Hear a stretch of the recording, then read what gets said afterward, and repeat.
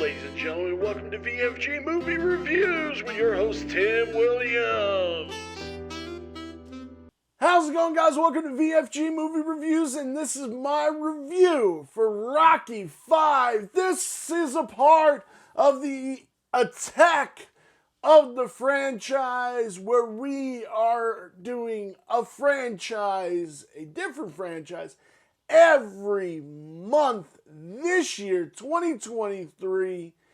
And this is currently February, which I probably shouldn't say because this is supposed to be evergreen, but I don't care. And we are tackling Rocky. Before this, in January, we tackled Star Trek. If you guys would like to go back and watch all those, there is a playlist. Just head on over there and enjoy.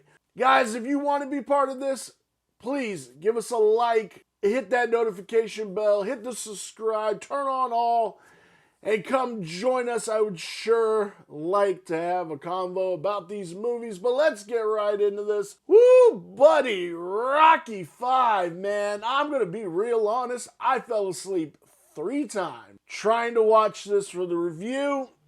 Man, 2 of those nights, I'm definitely going to say it was me. Long night after doubles at work.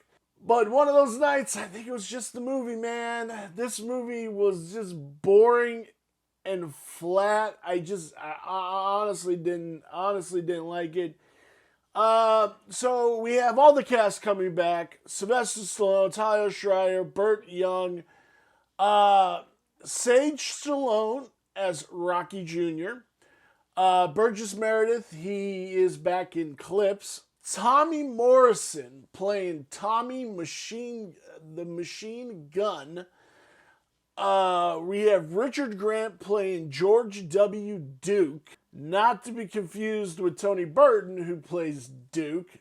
That's really weird, but whatever. So basically, Paulie fucks up. Rocky loses all the money, but Rocky, he has brain damage. He can't fight anymore, or he'll pretty much just be a vegetable.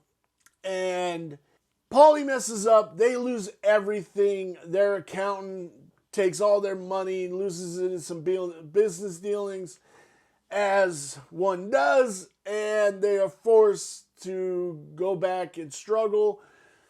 The only thing that Rocky has left to his name is the gym. He reopens the gym, starts working with everybody, and he meets Tommy Gunn. This kid is a loose cannon, and you can 100% tell that Rocky should not have gotten involved with this kid at all from his first tryout. But you know what? Rocky's like, no, we'll try you. And Rocky's really looking for the glory back, and he's seeing it in this kid, and that's a bad mix. A bad kid and somebody trying to relive their glory through somebody else. It's a bad mix. George W. Duke, the promoter, very Don King-esque. I should have looked up some articles to see if Don King ever did comment on the very one-for-one nature of it. You hate Duke. He's trying to figure out a way to get Rocky to put up the championship against his contender, which is kind of like a Mike Tyson ripoff, but the guy is not as cool as Mike Tyson.